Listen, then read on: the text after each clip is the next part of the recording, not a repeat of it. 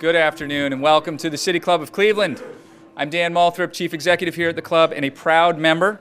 I'm very pleased to introduce our speaker today, Independent Communications and Government Affairs Consultant and author of What Did Jesus Drive? Crisis PR in Cars, Computers, and Christianity, Jason Vines. According to Forbes.com, few industries are subject to the, quote, frightening randomness of negative publicity, like the one that builds, markets, and sells automobiles. In the last 20 years, automobile companies have battled public relations disasters involving faulty front seat airbag deployment, unintended acceleration, transmission failures, all of which have resulted in injury and sometimes death to consumers. No one knows this challenge better than our speaker today. Mr. Vines served as a top communications professional for three automakers, Nissan North America, Ford Motor Company, and Chrysler Group, between 1998 and 2008. Where he dealt with many automotive public relations crises, including allegations of sudden acceleration with the Jeep Grand Cherokee and the Ford Firestone tire crisis. Remember those. He is also credited with leading some of the most memorable product launches in the automotive industry, including the Chrysler 300, Jeep Grand Cherokee, Dodge Viper, Dodge Ram, and the reborn Nissan 350Z. For his efforts, Mr. Vines was named a top PR professional in the automotive industry in 1999, 2005, and 2006 by Automotive News, the industry's lead trade publication. Mr. Vines received a master's degree in labor and industrial relations from Michigan State University in 1984. It's okay. And a BA with a double major in economics and communications and theater from Central College in Pella, Iowa in 1982. He's a director emeritus of the Automotive Hall of Fame. Ladies and gentlemen, members and friends of the City Club of Cleveland, please join me in welcoming Jason Vines.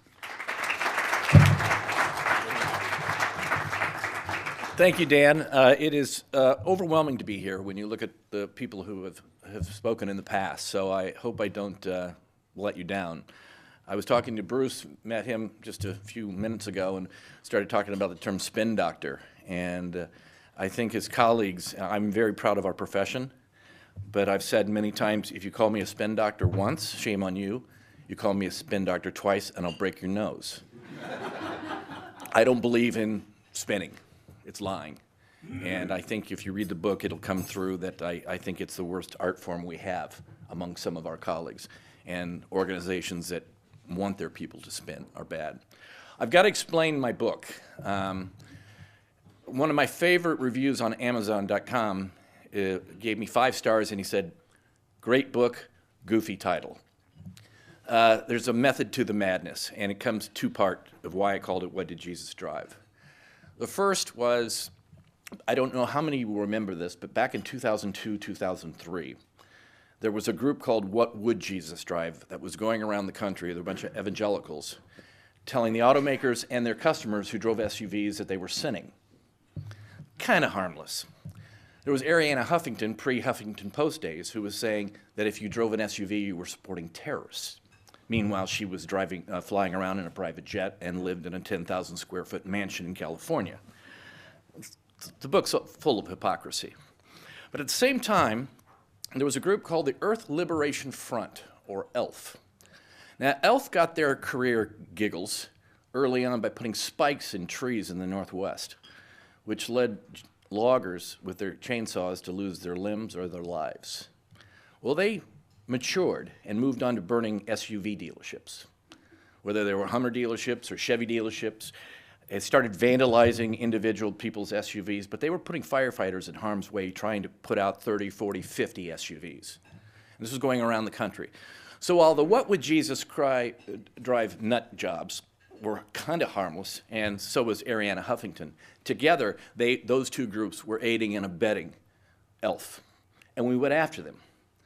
And we went after them in a way because I found Jesus. His name was Jesus Rivera.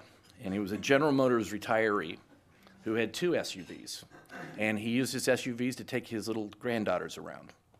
He was a Vietnam vet. He was perfect for us. And I met with him, and I told him what we were up against. And he goes, "How can I help?" I said, "I'd like to take a picture of you next to your SUV, and we're going to put an ad in the paper." I said, "I'll give you $500. He says, "Absolutely." So we took the picture. We created a full-page ad, and we put it in USA Today in Washington, D.C. region, New York, L.A., and Detroit. The total ad, creative and placement, was $25,000. And the ad said, "What does Jesus drive?" We asked him.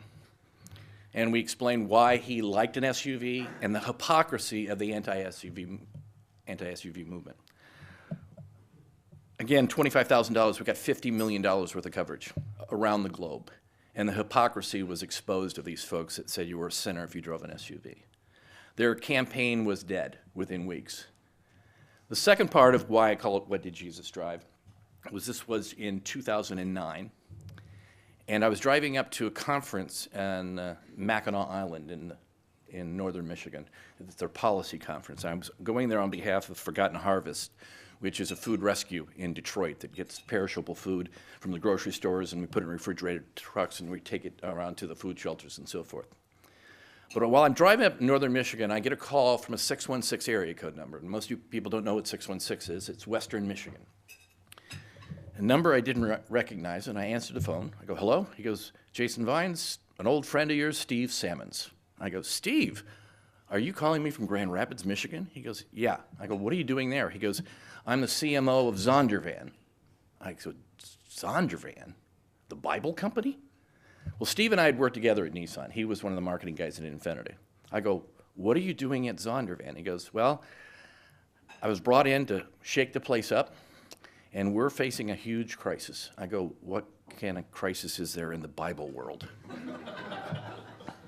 He goes, "Well, we have the largest selling Bible in the world. It's called the NIV. And a few years ago, we decided to do a retranslation to bring it up to current English. But our Bible translators went too far, and the evangelical community went bat, and they created a boycott of the Bible. And the largest Christian bookstore banned it. It got so bad that a Bible was delivered to Zondervan headquarters with a bullet hole through the middle of it."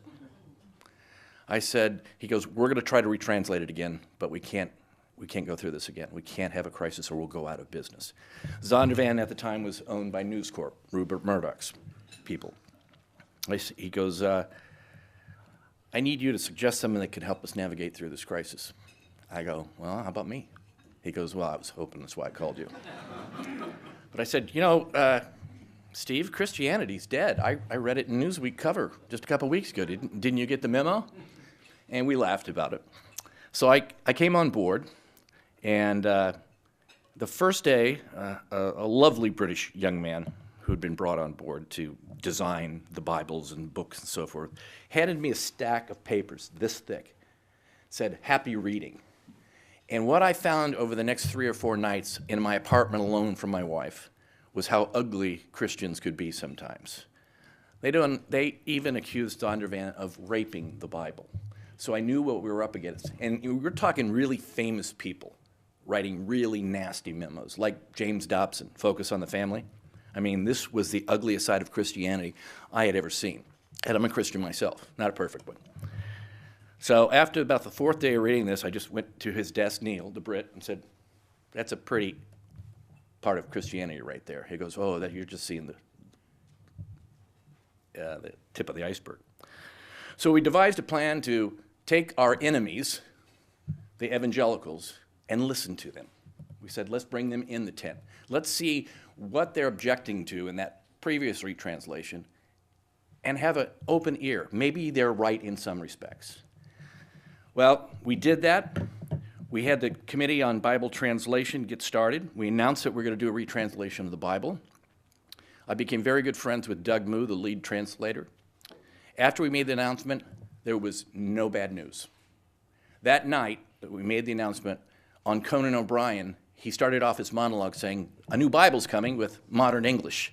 In fact, I've got a transcript of some of the pages that says, "On the 7th day, God chillaxed." So I just stood up on my bed in Chicago, just jumping up like Mary Lou Retton. We had got into the lexicon of American comedy circles, so I was excited.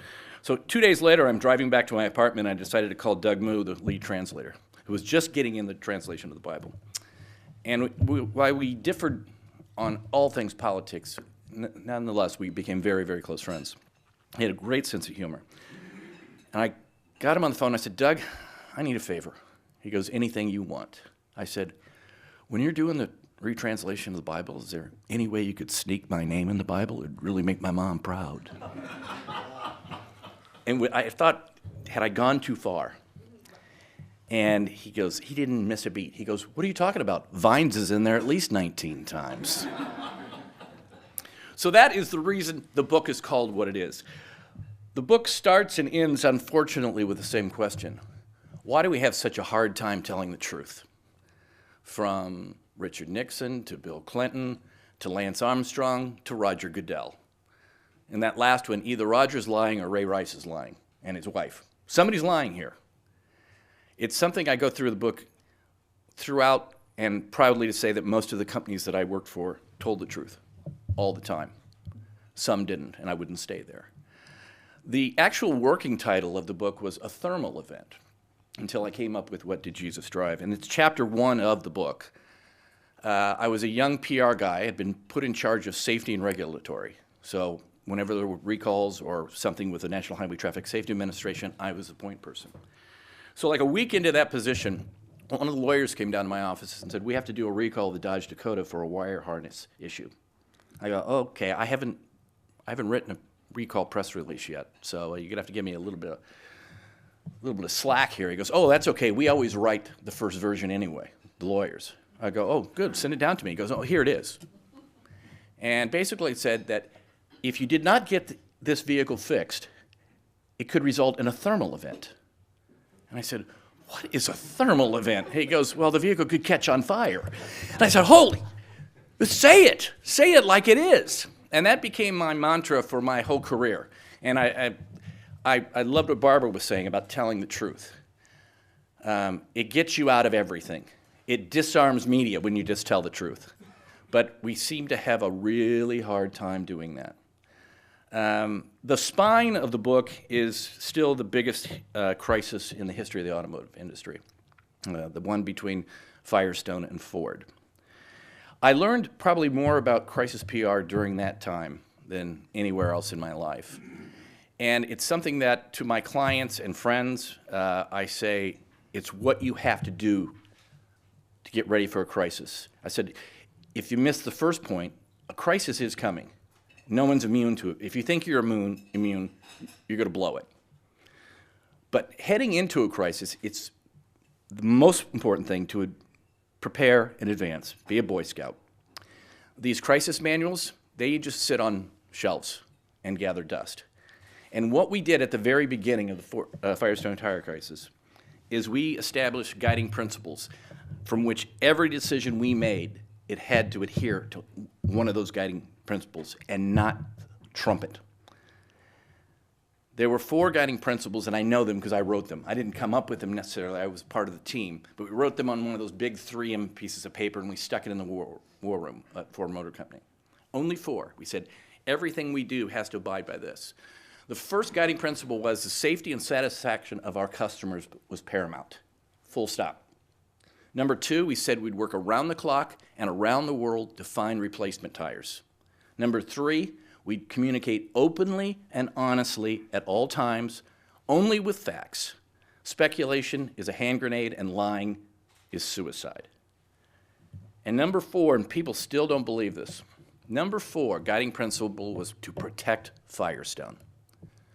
We knew that if the supposed safety advocates, who are really shills for trial attorneys, and the lawyers had their way, every tire that was black and round that had Firestone on would be forced to be recalled. And we couldn't have that. And the reason we couldn't have that, there was enough bad tires. We didn't need people with good tires demanding replacement tires. And that happened all the time. A customer of this dealership for 20 years comes in with a Ford Explorer and says, I need new tires. He goes, but Bill, your tires aren't in the recall. He goes, I don't care. This is my 5th vehicle I bought from you. And what did the dealers do? They took care of their customer. And they replaced good tires with good tires, which meant people with bad tires had to wait longer. That's what our safety advocates in the plaintiff's bar did to us during that time. They created such a hysteria that there was basically a run on the bank of tires. And we couldn't make enough tires. We had Goodyear going just all measures to help us out. What a fabulous company they are. We had Michelin going to great strides to help us out. And we had a Firestone tire company that put the customer last, not first. If you might recall, we did the first recall on August 9, 2000. We did it with Firestone. We didn't have to. At that time, tires were a separate warranty apart from the vehicle, covered by Firestone. But we wanted to get those tires off the road as fast as possible. So we agreed to do the recall with them, including paying for replacement tires. Again, we didn't have to do that. But immediately, Firestone threw us under the bus. And after a while, we had to remove that guiding principle of protect Firestone, which is sad. We did not want to get in a war with them. This was two companies that had been together for 100 years. Bill Ford is the chairman of Ford right now. His mother, her maiden name, was Firestone. So you had probably the greatest relationship between a manufacturer and its supplier for a century, and it evaporated overnight. And then it got really ugly. We continued to look at the other Firestone tires that weren't in the recall. You had tires made in Decatur, Illinois, which were deemed the bad ones. But we had two other Firestone plants who were producing the same tire. Well, as we went into 2000, the scientists and engineers at Ford continued to dig. They wanted to make sure that those other Firestone tires were going to be good. And as we approached the summer of 2001, the engineering analysis came in, and it came in to Jack Nasser, the CEO of Ford, and myself. I was in his office one night. And it was determined by science that the rest of the tires were going to fall apart that summer. They were just a little bit better than the recalled tires. And the estimate was that 8 people would die that summer. And I remember Jack and I looking at each other. He goes, "This is the easiest and hardest decision we'll ever make." And I said, "Yeah, and we know what we got to do, don't we?" I go, "Before we were responding to a tragedy, now we can prevent one." And Jack looked at me and says, "You know we're going to get fired for this." I go, "That's okay. It's all right." Sure enough, I think it was about 4 months later, on the eve of Halloween, the Night of the Long Knives came out, and Jack was fired, and I was fired with him, along with the head of HR, who was an Aussie buddy of Jack since they first started at Ford. And after we got fired, we went over to Jack Nasser's condo, which is right across the street from Ford Motor Company, and a few of the other executives came over, and some of the assistants came over. There was a few tears, and then the security guards came over. And I'd become particularly close to one of them, the lead security guy, former Secret Service guy. And he came in, I go, "Rick, how long has my office been bugged?" He goes, "A couple months." I go, "What about my company vehicle? What should I do with that?" He goes, "I'd trade that in." The wine started to flow, but I wasn't in the mood for wine that night. I wanted to get home. I missed my family because I'd been working. You know, I hate when people brag about how long they work. I work 20 hours a day. Well, then you're an idiot.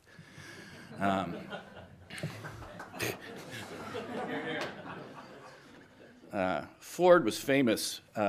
All the other executives, I was a very young vice president. I was 40 years old. All the other guys were, been in the business for 45 years.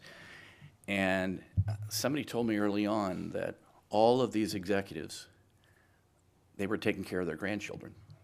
I go, "Why?" Because their kids were screw-ups because they were never home. I go, "Wow." Well, I saw that over the next 18 months of my employment at Ford, because the Firestone tire crisis started a week after I got there.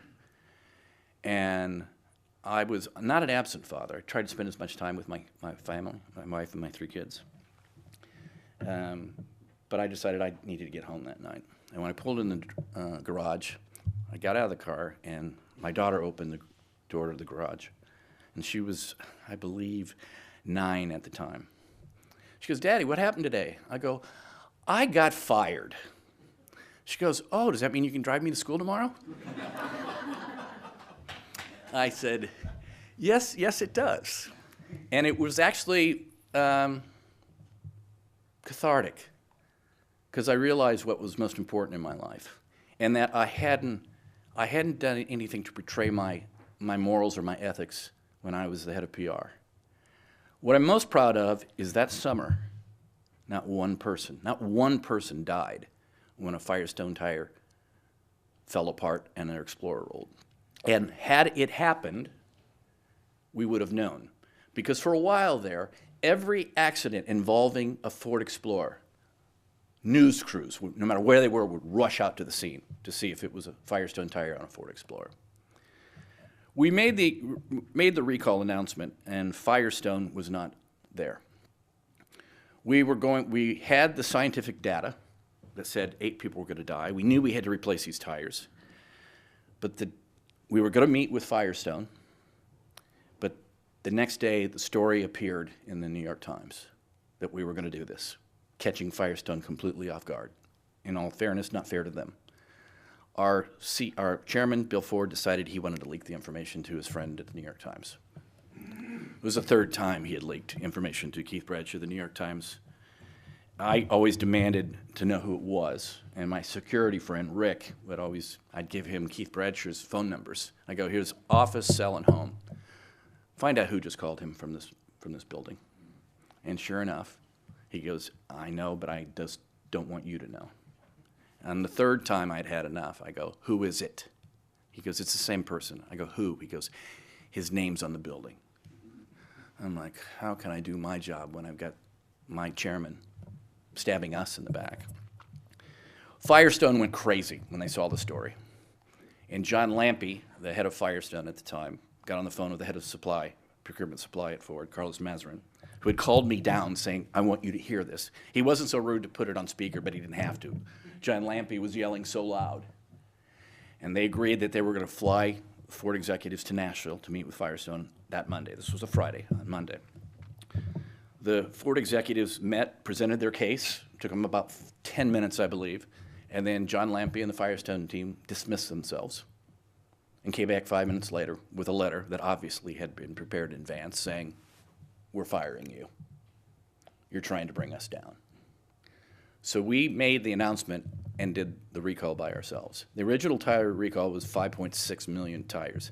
This was 14.5 million tires that Ford Motor Company did on its own because it put the safety and satisfaction of its customer first, above legal, above financial implications. And that's kind of my message throughout the book. If the safety/satisfaction of your customer is not paramount, no matter what business you're in, no matter what your organization, if you're a college, if it's not number one, you're going to lose sooner or later. We've seen it recently in the auto industry, 2 firms, the tale of 2 firms almost, 3 firms. Takata, they knew they had defective airbags, and they hid it. They did not put the safety and satisfaction of the customers first. They put it dead last, and we ended up with dead people and a company that's going to be dead soon. I don't think Takata will last past next year because the automakers that use their airbag systems are already sourcing at other places. It's no matter if they've fixed all the customer complaints right now, they're dead. The other 2 companies is General Motors and General Motors. I was brought in as a consultant when there was this bogus crisis regarding the Chevy Volt. I don't know if you remember. It was supposedly catching on fire. Well, it never caught on fire in the real world. But NHTSA, the biggest CYA agency in the federal government, crash tested a Volt. And when the crash test was done, they turned the Volt on its side, and then on its hood, and then on its other side, and then back on its wheels, kind of like a barbecue. And then they took the vehicle and put it in a storage unit. And 3 weeks later, it sparked and burned. Well, anybody that knows anything about collision is when you take a car to the junkyard, you get rid of its fuel source. They didn't do that with the battery. They left it in there. And it caught on fire. So then the geniuses at NHTSA, a few months later, actually about 5 months later, decided to crash test the Volt again. Only this time, they weren't going to crash test the Volt, just the battery pack. Think about hitting a football player with a 2x4, but making him take his helmet off first. That's going to hurt. Well, it took them 3 tries, and on the 3rd crashing of a battery pack, they got it to spark. And Ray LaHood, the transportation secretary, told Volt owners to take their cars off the road. Armageddon. He later recanted that, said he was taken out of context, which he wasn't. I love that term, taken out of context, when you're lying. Chevy handled it perfectly. They put the safety and satisfaction of the customers first. They offered to buy back the vehicles at full price. They offered to give free loaners. Very few, if any, Volt owners did that because they were so loyal to the brand because they loved the car. And in the end, GM did a belts and suspenders fix, which wasn't necessary. But it further hurt the electrification of our fleet I'm a big believer in electric vehicles, even though I love fast cars. But we need to get there someday, and this put a big crimp in the process. It hurt everybody. And then there's the tale of the other General Motors, the one that had a person or persons know that they had a defective ignition switch and hid it for 10 years until they were busted. And then the deaths started to pile up. 9, 13, 28, 38, now it's 50. Somebody knew, they changed the part going forward, but did nothing for the millions of cars on the road. And a lot of young people died because they're our worst drivers, and they didn't know how to handle it when their car suddenly stopped working, and their power steering didn't work, and their airbags wouldn't deploy, and their power brakes wouldn't work. I don't know where this one's going to end. They called me 2 weeks before the first hearing with Mary Barra. I was a big fan, am a big fan of Mary Barra, because she was magnificent in the Chevy Volt fake disaster. And the head of PR, former head of PR, who got the same thank you that I did at Ford, he called me and goes, "What do you think about the hearing?" I said, "Well, from my experience with Ford, the several hearings we did on the Firestone tire crisis, it's got to be Mary Barra, the CEO. It can't be anybody else." Because we learned our lesson, because initially we didn't offer Jack Nasser. We were going to offer our safety chief, and a lying congressman took us to task, even though he promised he wouldn't. Billy Tozen, if you know that name. It's got to be her. You have to prepare her. You have to lock her up and beat her up for a couple of days so that it makes the hearing look like a cakewalk. And you need to get her a book with facts. She cannot make up answers. And I said, whatever you do, do not allow her to be cute with any response. Well, to see how they failed was a few days later on Saturday Night Live, when they opened up the show with mocking of Mary Barra. It was brilliant comedy. When I first started watching, I go, "Ooh, God, there's dead people here. This is too close." But then as it went on, it was just brilliantly written skit. And I realized how badly they had fumbled the ball. They've been good since then, but we have, I think, 47 of 50 attorney generals are looking into it. You got the Justice Department's looking into it. In the end of the day, they didn't put the safety and satisfaction of their customers first. They put legal and financial implications ahead. Somebody is going to go to jail, and it may be multiple people, but I guarantee you that at least one General Motors employee will be in prison, maybe a few years from now, but they are going to prison. Because when they changed the part, they didn't change the part number in an effort to cover it up. So they knew what they were doing, and that's what's going to kill them. It won't put General Motors out of business, but it's ruined a lot of families' lives. I know, my older brother lost his daughter in a car crash, and you're never the same again. I always had that fear, working in the auto industry, that somebody I knew really close in my family was going to die in a car crash. And she did. And my brother now they say you have to establish a new normal, because you'll never be the same way again. And so we have 50 families out there that have to have a new normal because they lost a child, most of them children, teens. So with that, can we open up to some questions? Nothing is out of bounds. Such a high note there. Did you have slides, by the way? No, okay. I'm in an audience of colleagues. Yeah. I'm not going to waste time. Okay, great. Well, anyway, Jason Vines, ladies and gentlemen. Today at the City Club, we're enjoying a forum with Jason Vines, author of apparently What Did Jesus Drive? Crisis PR in Cars, Computers, and Christianity. We encourage you to formulate your questions for our speaker now and ask that your questions be brief and to the point. But we have, we can enjoy ourselves over the next half hour, I believe. Be sure to tune in to our Friday forums on 90.3 WCPN, WVIZ, PBS, 104.9 WCLV, Idea Stream, which is our primary media partner, or one of the many radio stations across the region and country that carry City Club programs. Television broadcasts of the City Club are made possible by Cleveland State University and PNC. Our community partners and table hosts for today's program are the Public Relations Society of America Greater Cleveland Chapter and Hennis Painter Communications. We thank you both for your support. This Friday, the City Club is honored to host the State of Manufacturing with Jay Timmons, President and CEO of the National Association of Manufacturers. For more information about that program or any of our upcoming or past forums, please visit us online at cityclub.org. And now we will begin our traditional City Club Q&A. We welcome questions from everyone, members and guests alike. Holding our microphone today is Content Associate Teddy Eisenberg. I'll kick it off. I would like to, you talked about NHTSA as a CYA agency. You talked about a lying congressman, and there was some other comment about public servants. And I wonder if you could talk a little bit more about the lessons that you've learned and how you would apply them to the world of politics. One of the blurbs on the back is from a Democratic consultant who wishes that his clients would have read your book. So please, if you wouldn't mind. I'd love to. I would say I don't have anything but disdain for most people in Congress, but that's the way I feel. It's funny, working for the National Automobile Dealers Association, trying to figure out what their reputation was, we found that car dealers are like Congress people. In general, people don't like car dealers, but they like their individual dealer.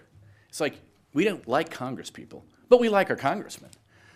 I think there's some really good people in Washington, and then I think there's some absolute snakes.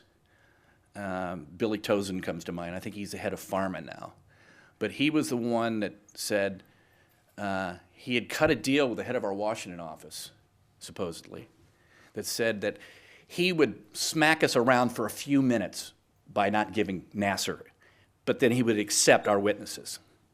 Well, that was a lie, because once it was announced that Nasser was not going to go because he needed to focus on finding tires, he went to town on us, called Jack every name under the book, and his little pit bull chief of staff was just so unethical. So we had to relent. So after taking a morning of pounding, we met with Jack in his office, and it's in the book, it's quite profane, but he says, "Jason, what's the mood out there?" I said, "The mood is you're a effing coward." And he dropped his arms to the side and he said, "Gee, idiot, I said I'd go," because he wanted to go. He goes, "What do we do?" I go, "We announce in an hour that you're going." And a couple of executives go, "No, let's don't hurry." And Bob Rui, one of the princes of the industry, goes, "Jason's right. We got to stop the bleeding right now." So we announced that he was going, and Jack was masterful in the hearing. While the Firestone guys were over here lying through their teeth, he stuck to the facts. The other thing that Billy Tozen did was he also cut a separate deal with our Washington expert again. He said, "We're going to swear you in an office off of the chamber so that we don't have this thing," because that's what the media wants, right? They want the tobacco industry. So they swore Jack and Lampy in an office, go out into the hearing room, all rise. Billy Tozen says, "Swear them in." I'd already been sworn in, but he had to have the spectacle. And so I lost a lot of faith in our congressmen and women. I lost a whole lot of faith in them during the bailout hearings. I'm a very proud conservative Republican. I'm for capitalist markets. But I knew that if we didn't bail out Chrysler and General Motors, this country was going down because the supply base would have been crushed and our Great Recession would have turned into a Great Depression, in my view. I actually lobbied for free on my own dime with a couple of dealers and a couple of suppliers. We marched on Washington to say, we have to help out this industry. This industry helped save the world in World War II. It became the arsenal of democracy. And the reason we're not speaking German or Japanese is because of the people, the men and women of Michigan and Indiana and Ohio. So pay them back now. Their IOU it's up. They almost blew it, if you remember, with the famous plane gate. Stupidly, they each took their own private jet, corporate jet. And you don't go to Washington with your hat in hand coming out of a private jet. Tone deafness was at an all-time high. I was particularly disappointed in Rick Wagner, only because he listened to his legal team. Rick Wagner's a wonderful man, a really great friend. Of course, he paid the price for it. But he sat there. They told him to play rope-a-dope. Just sit there and take your blows, and we'll get the money. Well, he came across a blubbering fool. And it looked like after the hearing, there was less chance of getting the money than going in. But finally, these turkeys in Washington realized what this was going to do to our economy, and they gave him the money. They didn't do it right. They didn't do it the right way. That's where I will disagree. Mitt Romney was right. It should have been a bankruptcy, a regular bankruptcy, maybe sped up, not the way they ended up doing it, because they really, really screwed some people and treated others with kid gloves. And it wasn't done fairly or legally. Thank God those industries are back. I do know this. I spent most of my career at Chrysler, but had Chrysler been the only bankrupt company, you wouldn't have Chrysler today. Chrysler and GM are both lucky they went bankrupt at the same time. So, Barbara? Presentation today. My question to you, and you kind of just spoke to it, in counseling your executives, whether it's the chairman or the CEO, what advice, obviously it's not just about training, but it's education, and it's also balancing the legal and the financial and all the implications of certain crises. And what advice do you have in this room around working with your senior leadership? Well, you first have to have a seat at the table, and I talk about that a lot in the book. If you have an organization and the head of PR reports to marketing or legal or, for God's sake, HR, your organization doesn't understand the strategic tool that communication is. It has to report to the CEO. And that's where I had my greatest career experiences, when I reported to Dieter Zetsche directly at Chrysler, Jack Nasser at Ford, and I had an open door to Carlos Ghosn at Nissan. And also, I made sure I was never a yes person. And I say that in the book. I hate yes men and yes women. They do a disservice to their organization. You've got to tell it like it is. And if they don't want to hear it, too bad. George Marshall said, talk truth to power. He wasn't going to tell Eisenhower what he wanted to hear. He was going to tell Eisenhower what he needed to hear. And that's why, to this day, Jack Nasser and Dieter Zetsche are two of my closest friends, because they respected my honesty, and I was telling them the truth, and that the truth needed to be told. Those that don't want to hear it, you should, if you're a PR person, leave that organization, because you're going to flounder. And that company will eventually flounder when they have. When I quit Chrysler in 2007, after private equity bought us, and they hired Bob Nardelli, the Home Depot guy, to come in, he had nothing but disdain for PR. And I quickly developed nothing but disdain for him. When I quit, he reorganized PR and had it report to human resources. And he got slayed in the media, especially the communications media. They just took him apart. How can you do this? But I do believe in our craft, and I believe, I was once at a seminar. Tony Cervone's now the head of GM PR. We are very, very close friends. And early on, Steve Harris sent us kind of top guns to this training in Chicago. And I don't remember what the professor's name. He was at the University of South Florida. And he said, PR communications is the social conscience of the company. I was like, woo, heavy. But then I thought about it, and I said, that's exactly what we are. And I believe that, and I take it serious. And I think we all should. And I'm a huge believer in what good PR people do. And as I said, don't call me a spin doctor. That drives me crazy. Barbara.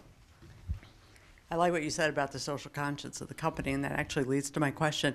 It seems to me, as an outsider, that one of the problems at GM is really internal communications. They had employees who knew there was a problem and for whatever reason didn't report it, didn't come up the chain. So I think they have a culture issue, and I'm wondering if you have any insights into how you change that kind of a culture within a company as huge as GM. That's a great question. And every new CEO that's coming into GM over the last 20 years has said, I'm going to change the culture. I'm sorry.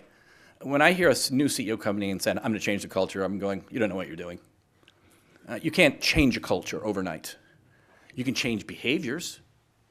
But GM, you think about it, 99.9% of their employees are the same ones who were before the bankruptcy.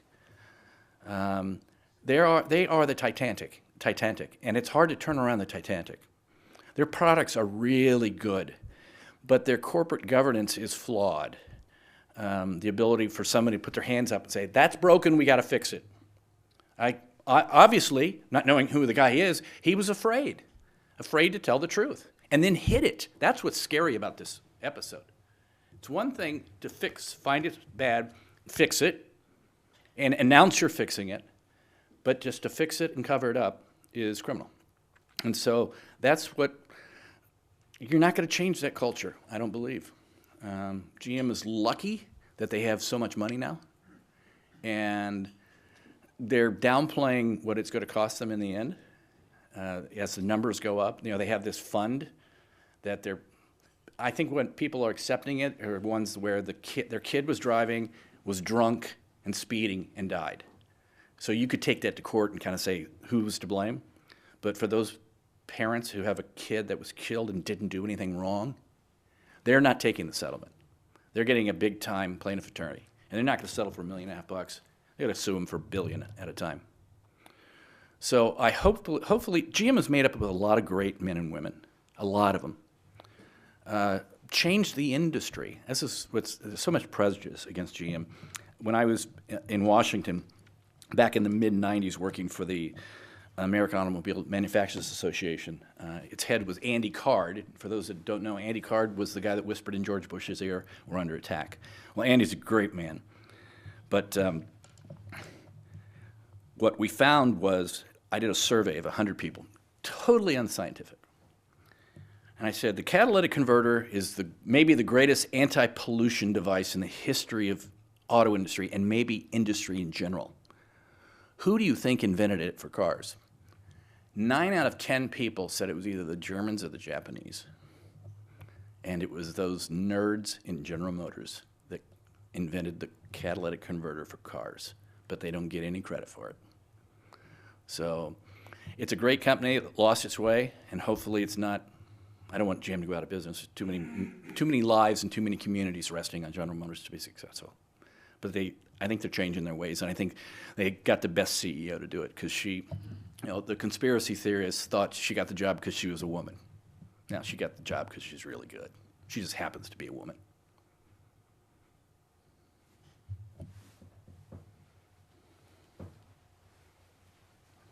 Hi, thanks for the comments. You mentioned Takata, the Japanese airbag company, and you also work for Nissan. Did you see a difference in the culture on these safety issues between the Japanese manufacturers? Also, you had some contact with Mercedes-Benz Mercedes-Benz with Chrysler. It's a great question, and I got a story to tell with that because when I was at Zondervan, when the Toyota sudden acceleration stuff started to percolate up, and I think I was the first person quoted. Tom Walsh of the Free Press said, "Hey, you've been through this. You did sudden acceleration on the Jeep. You did the Ford Firestone," because all the Ford Firestone tire crisis kept coming into every story about Toyota. And I was the one that said, this is going to last a long time, which it did. The New York Times went from one reporter on it to a staff on it every day. And so I get this call, and I said, it's going to last a long time. And hit me with a question in, because I just lost my train of thought. The Japanese. Okay, so I get a call from a reporter, actually 2 reporters separately. They were asking me about this and saying, you work for the Japanese, and do you see, and they stumbled over it. I go, are you asking me if I think this is a cultural thing? They go, yeah. That's a hard question to ask, isn't it? Because you kind of sound like you're discriminating. I worked against Bridgestone Firestone, Japanese company. I worked for Nissan, a company that was bankrupt.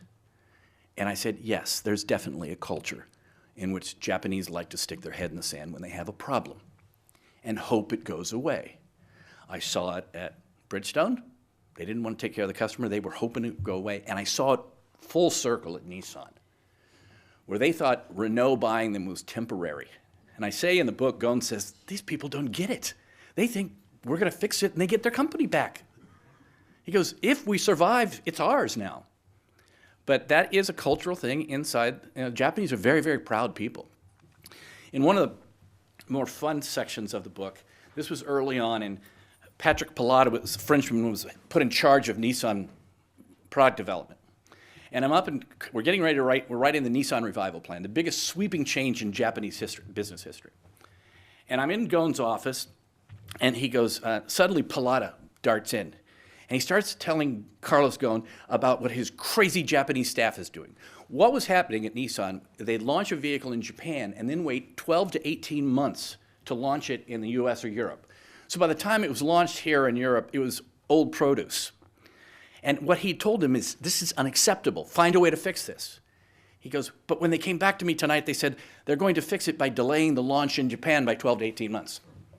And Carlos goes, what did you say to them? I said, shame on you, shame on you, get out of my office. He goes, I need you to go back to them and apologize. He goes, why?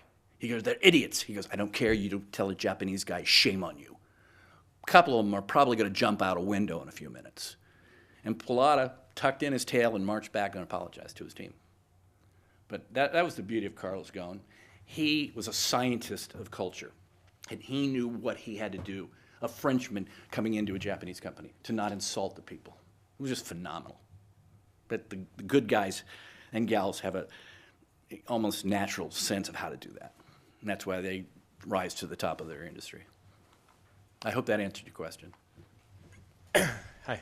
I think it was fascinating hearing the dealings with the hearings and sort of the side deals that never came to fruition. Talk to me a little bit more about your dealings with media during these crises, too. Did you have any people that went back on their word or weren't as truthful as you were with them? Not really. I've been very proud to have great relationship with journalists. A lot of them have become some of my closest friends because they knew that I told the truth, sometimes brutally, and that I wasn't spinning. A great, we get these awards, PR agencies, for their programs they do. And the Holmes Report guy once said to me, he goes, you guys should get stuff for the rewards for the stuff you stop, that you never see in print, because that's your best work, and it all goes to credibility. And I believe, sure, I hope you're a great writer. Sure, I hope you're a good spokesperson. But if you don't have credibility, you're nothing in this game. And that's what I relied on. Let them know I was telling the truth. We had one particular episode, and it's in the book. I got a call. This is during the Ford Firestone tire crisis. I get a call from Lisa Stark at ABC News, and she and I had become friends, and she was very straight arrow reporting. We always got fair coverage from her because we were the #1 story every night for about 2 months. And she goes, I've got the smoking gun. I go, what? She goes, I've got the smoking gun. I've got this document that shows that the tires that went on the Explorer failed in pre-production testing. I said, oh, God. I said, can you fax it to me? She said, sure. So he faxed me this 25-page report, and there, sure enough, there's the tire right there. They tested a bunch of tires, but there's the tire tread separation. This was 1988, 2 years before the Explorer comes out. And I was livid because, we said safety first, and we were always going to deal with facts. And I went down to our tire team, the geeks that were running all the numbers. I go, explain this. He looked and he was, holy cow. He goes, give me a half an hour. Half an hour later, Ernie is his name, comes back with Tom Boffman, who's the head of the Explorer program. Tom's grinning like crazy. I go, what is it? He goes, you're missing 2 pages. I go, what? He goes, you're missing the cover pages. And in the cover pages, the tester told how they separated. They didn't actually test those tires. There were other ones that they made a mistake when the report was made, but here's the correction. And I got on the phone to Lisa Stark at ABC, and I go, I need to send you something. And she got it. I go, this is the cover pages for your document. Whoever gave this to you took them off and tried to slip you one. And she was livid. No report. 2 weeks later, Joe White of the Wall Street Journal, Pulitzer Prize winner, good friend of mine, calls me up and he goes, uh-oh, I'm going to ruin your day. I go, what? He goes, I've got the smoking gun. I go, well, do you think it might be like 25 pages long out of a test in California? He goes, how did you know that? I go, because they tried this spoof on ABC News 2 weeks ago. I'm faxing you over the cover pages. And then go back to your source and say he's a liar twice over. So that's some of the crap you have to deal with once in a while. But for the most part, I have found working with the media very refreshing. The bad ones don't last very long. She's made a name for herself now, but Cheryl Atkinson was actually maybe the worst of the reporters during the Ford Firestone tire crisis. We had a briefing before the hearings, the day before, because we knew we weren't going to get our message out in the kangaroo court of a congressional hearing. So we sat reporters around conference room in Washington, and Helen Petroskas, the late Helen Petroskas, a wonderful woman, she was our head of safety, and she was just outlining her remarks. She was 2 or 3 minutes into it, and Cheryl Atkinson of CBS, then of CBS, gets up. I go, where are you going? She goes, I have to file. I go, file what? So she wasn't even willing to listen to what we had to say, and we were only sharing facts. But that's some of the crap you have to deal with once in a while. But for the most part, I'm not mean to the media in the book. Some are lazy, almost all overworked. A lot of the seasoned journalists are gone. They brought too much money, and some of the young people are trying to make a name for themselves and can go off half-cocked. You know, in the old days, I've said this many times, Mark Twain, my favorite line is, "A lie can travel halfway around the world while the truth is putting on its shoes." That was in the 1800s. Think about now with the internet, how fast lies and innuendo can travel around the world, and it's out there. We had it during the height of the crisis, which was 4 solid months. We would get a bogus document or something around 4:30 in the afternoon that we had to respond to. We called it our 4:30 scud. And it was always bullshit, always. But sometimes it'd get through, and it would be on CBS. And we couldn't show it was wrong until the next day. Most of the time, we did it okay, but not all the time. We didn't get out of the news cycle. I mean, one night, Peter Jennings starts off World News Tonight with, "As usual, our top stories tonight, tires and fires." And there were fires in California and our tires. And it was just, and we didn't get out of the lead news story in the world until November 2nd, I believe, when the idiots in Florida didn't know how to do a ballot. And that became the news. And I've said many times that at the time, if my wife and I were to have another son, I was going to name him Chad, because they finally got us out of the news cycle. Oh, yeah, sure. I don't disagree with that. I agree with you on the need for the bailout. But you talked about hypocrisy. You talked about people who hate car dealers and congressmen except for their own car dealers and congressmen. And as a conservative Republican, why is it that conservative Republicans hate the government and hate the government funding for things except for the things that their own industries are advocating for?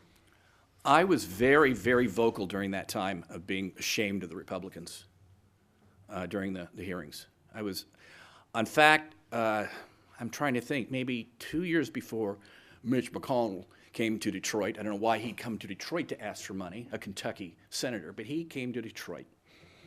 And I was told I should go represent Chrysler. I think Tom Lasorda went like CEO. Bill Ford was there. Here's a guy that fired me a few years before, but he was my buddy again. And I wrote a check, a personal check, to Mitch McConnell for $1,000. And during this bailout debacle, I wrote Mitch McConnell a letter saying, "I want my money back.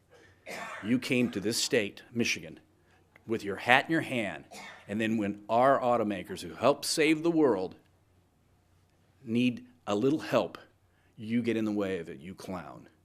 And I think I threw in about 50 or 60 profanities, and I never got a response from Mitch McConnell's office.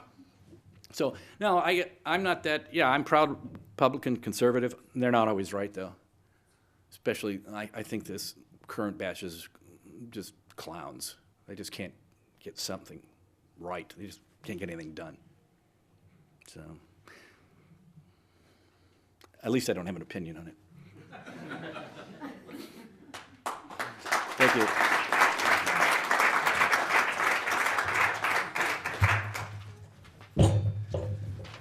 Today at the City Club of Cleveland, we've been enjoying a very wonderful forum featuring Jason H. Vines, author of What Did Jesus Drive? Crisis PR in Cars, Computers, and Christianity. Thank you very much, Mr. Vines. Ladies and gentlemen, thank you so much. This forum is now adjourned.